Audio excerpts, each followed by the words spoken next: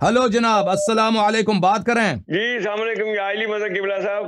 یا مولا مدد، یا علی مدد، یا حسین مدد. سنائیں، خیریت سے ہیں آپ؟ قبلہ صاحب ابھی میں سن رہا تھا وہ جو لڑکا ابھی بات کر رہا تھا تونسی صاحب کی اور شہنشاہ نقوی صاحب کی.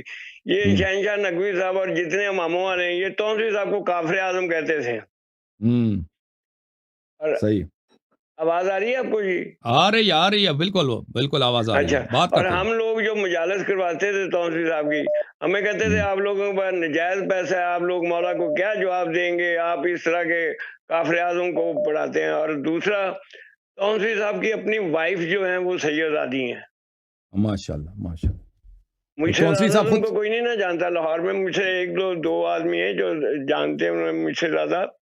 باقی یہ مجھے گارنٹی ہے، مجھے 100% کنفرم ہے کہ ان کی وائف سیدزادی ہیں. تونسوی صاحب خود سید تھے کیا؟ جی تونسوی صاحب خود سید نہیں تھے؟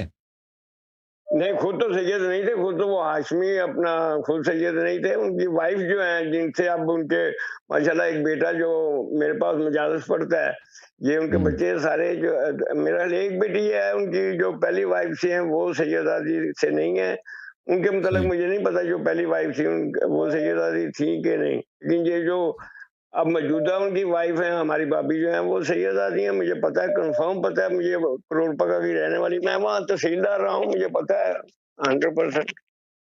اب وہ بیچارے بتاتے نہیں تھے کیونکہ یہ ناصر نوتک اور یہ حسین قمی وغیرہ نے ایک گروپ بنایا ہوا تھا مجالس پڑھنے کے لیے. اور یہ مطلب انہوں نے گروپ بنایا ہوا تھا، لوگوں کو مطلب غلط بتاتے تھے کہ یہ سیدزادی کا اس طرح مسئلہ ہے. تو تاکہ بہرحال ان کے صرف مجالس پڑھنے کا ایک طریقہ تھا ان کا. یہ ناصر نوتک کا، علی حسین قمی صاحب اور نسیم عباس صاحب تھے. انہوں نے ایک گروپ بنایا ہوا تھا جسے یہ سارے کرتے تھے. تونسی صاحب کے سارے خلاف تھے. یہ تونسی صاحب کو تو کافر سمجھتے تھے یہ. اور یہ شہنشاہ نقوی وغیرہ تو بالکل تونسی صاحب کا نام لینا پسند نہیں سے کرتے. اللہ تعالیٰ رحمت کرے اموات کو اور تونسوی صاحب کو، اور اللہ تعالیٰ آپ کے اموات کو بھی رحمت کرے. صاحب ایک مجھے صرف تھوڑی سی نا اس دن بھی بات ہوئی تھی. آپ تو ہمارے دلوں میں راج کر رہے ہیں. صرف ایک بات صرف مجھے بتا دیں، صرف ایک بات. اس دن سے ذرا میں پریشان ہوں تھوڑا سا. دیکھیں یہ 4 بیٹیوں والا جو مسئلہ ہے، بی بی ایک بات ہے کہ جب سرکار مکہ معظمہ میں جب سجدہ کر رہے تھے اور ایک لانتی اوجڑی پھینکی تو بی بی آئی اور انہوں نے اوجڑی اٹھا لی. تو باقی بیٹیاں کہاں تھی اس وقت؟ وہ مجھے نہیں معلوم وہ کہاں تھی، مجھے وہ نہیں معلوم، وہ حدیث میں مجھے نہیں لکھا ہے. دیکھیں نا، اگر وہ ہوتی تو وہ بھی آتی نا بابا کو بچانے کے لیے. وہ مجھے نہیں معلوم وہ کہاں تھی. صرف ہماری آقا دادی، پھر ہمیں ان کا پتہ بھی نہیں ہے، نہ ان کی اولاد کا پتہ ہے ہمیں. تو جب اور یہ ابھی آپ بتا رہے تھے کہ عثمان نے ان کو قتل کر دیا، تو پھر مولا نے ان سے بدلہ نہیں لیا وہ جو عثمان نے قتل کیا بی بی کو؟ تو ان کو جو قتل کیا تھا وہ رسول پاک صلی اللہ علیہ وسلم کے زمانے میں قتل کیا تھا. دیکھیں وہ جب کسی پہ قتل آ رہی ہے آپ کو کہ نہیں؟ آ رہی وہ قتل کے لیے، دیکھیں جو کوئی کسی کو قتل کرتا ہے اگر اس کا قصاص لینا ہے تو اس کے لیے شہود کی ضرورت ہوتی ہے. مجھے آواز آپ کی پوری نہیں آ رہی ہے، پتہ نہیں کیا مسئلہ ہے. اچھا آپ سن لیں، آن لائن سن لیں. اس کا جواب دے دیں، میں ویسے سن لیتا ہوں، باقی مل لیتا ہوں ان سے جو بھی ہے. تھینک یو سر، اللہ آپ کو جزائے خیر. دلوں میں راج کر رہے ہیں ہمارے. میں آپ کا خادم ہوں. توفیقات میں اضافہ کرے اور مولا آپ کو کامیاب اور کامیابی عطا کرے مولا. اللہ آپ کو عزت دے. شکریہ. اس کا جواب دے دیجیے گا بس. اوکے مہربانی. Thank you sir.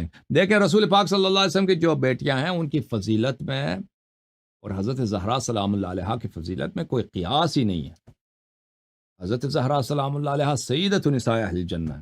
وہ دوسری بیٹیوں کے اتنی فضائل نہیں ہے روایات میں، بلکہ ان کا ذکر بھی بہت کم ہے. تو حضرت بی بی سلام اللہ علیہ کے جو فضائل ہیں وہ تو نور خاص ہیں.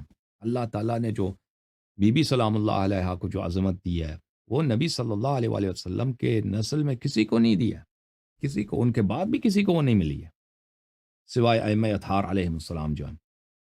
ان کا قیاس تو کسی سے نہیں ہے، ان کی مثال جیسے کوئی نہیں ہے. ٹھیک ہے نا. اب وہ نبی صلی اللہ علیہ وسلم پہ جب کفار نے وہ اونٹ کا جو اجڑی ڈالا تھا نا، وہ بہت ہی بدبو ہوتا ہے اس میں، نماز سجدے کی حالت میں بی بی سلام اللہ علیہ آئی تھی، ان کو وہ اٹھا دیا تھا اور بابا کو پاک کیا تھا، تو وہ فضیلت ہے بی بی، اور اس طرح کے فضائل ہیں۔ اور جو محبت رسول اللہ صلی اللہ علیہ وآلہ وسلم، محبت کا اظہار، تکریم کا اظہار اور تعظیم کا اظہار بی بی سلام اللہ علیہ کے لیے کرتے تھے، وہ تو دوسرے بیٹیوں کے لیے نہیں کرتے تھے، وہ کسی کے لیے بھی نہیں کرتے تھے اس طرح۔ لیکن اس کا مطلب یہ نہیں کہ ان کا وجود ہی نہیں تھا اس وقت۔ مثلا اسی مواقع میں امیر المؤمنین علیہ السلام کہاں تھے؟ وہ اجری والے واقعے میں نا، یا مثلا حضرت ابو طالب علیہ السلام، وہ تو بعد میں جب حضرت ابو طالب علیہ السلام کو پتہ چلا تو اس کے بعد انہوں نے کیا کیا، انہوں نے اسی اجری والے واقعے میں انہوں نے حضرت جعفر الطیار علیہ السلام کو، حضرت حمزہ کو بلایا اور حضرت امیر المؤمنین علیہ السلام کے ہاتھوں میں تلوار دے دیا اور خود آئے۔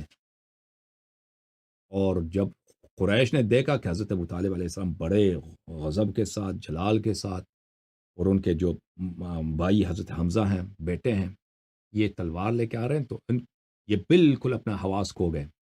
حضرت ابو طالب علیہ السلام نے ان کو بٹھا دیا، وہ کوفے کے وہ مشرق کے جو مکے کے جو مشرق تھے سردار، وہ کعبے کے ساتھ بیٹھے ہیں، وہی خوش ہیں کہ ہم نے پیغمبر صلی اللہ علیہ وسلم کی گستاخی کی ہے۔ تو حضرت ابو طالب علیہ السلام نے حکم دے دیا کہ ان سب کے سروں پر کیا ڈال دیں؟ وہی اجڑی، ان سب کو اس طرح ذلیل فرمایا، ٹھیک ہے نا۔ لیکن اس وقت جب وہ اجڑی ان پہ ڈالا گیا تھا، اس وقت حضرت ابو طالب علیہ السلام بھی نہیں تھے، لیکن اس کا مطلب یہ نہیں کہ ان کا وجود نہیں تھا یا حضرت، اب وہ کہاں تھے ہمیں نہیں معلوم، اللہ جانتا اس وقت وہ کہاں تھے۔ حضرت حمزہ کہاں تھے ہمیں نہیں معلوم، امیر المؤمنین علیہ السلام کہاں تھے ہمیں نہیں معلوم۔ بہت ساری چیزیں ہیں تاریخ میں ہمیں مذکور نہیں ہیں، تاریخ ہمیں نہیں، ہم یہی کہہ سکتے ہیں کہ ہمیں نہیں معلوم۔ اوکے، اللہ تعالیٰ آپ سب کو عزت دے میرے دیکھنے والوں۔